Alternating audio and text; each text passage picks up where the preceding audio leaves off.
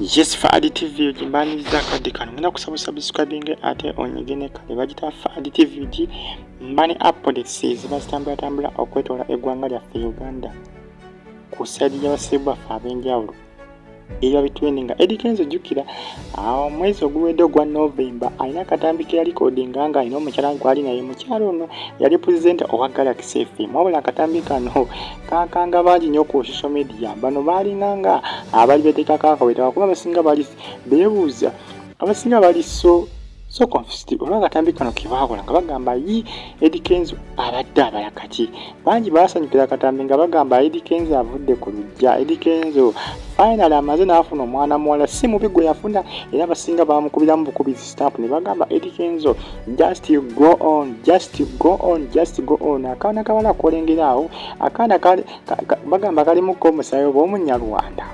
omusaayi omusheshe kuba kalabika bulungi kakola ku Galaxy FM bakayita tashi bakuba erinnya liryawo etyo liryawo tashi linnya liryawo nga mukozi wa Galaxy FM omwana muwala oyo nalungi mwana mubalagavu era abaana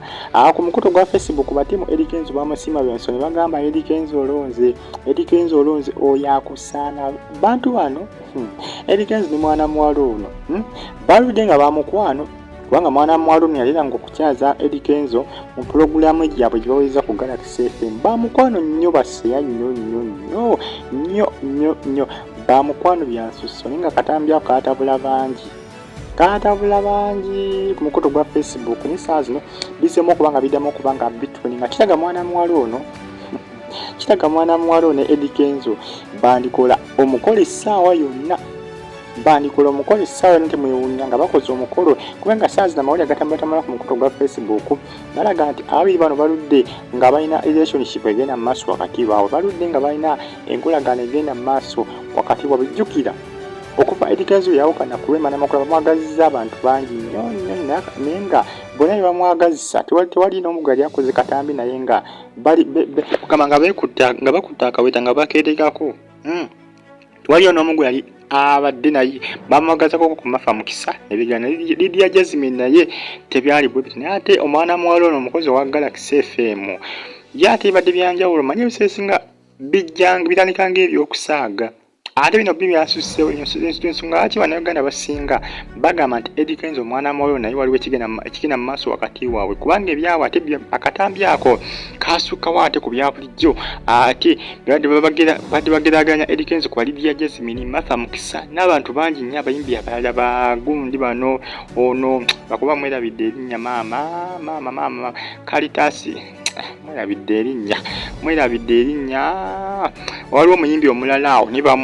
bamugambako nti ne Eddy Kenzo bayinza okuba beeyagala naye tebyali bituufu naye ate mwana muwala ono wa Galaxy FM ate bagamba ate ye baaba yakikubye wala bwe guba mupiira yagukubye mu katimba bagamba nti ate ono ye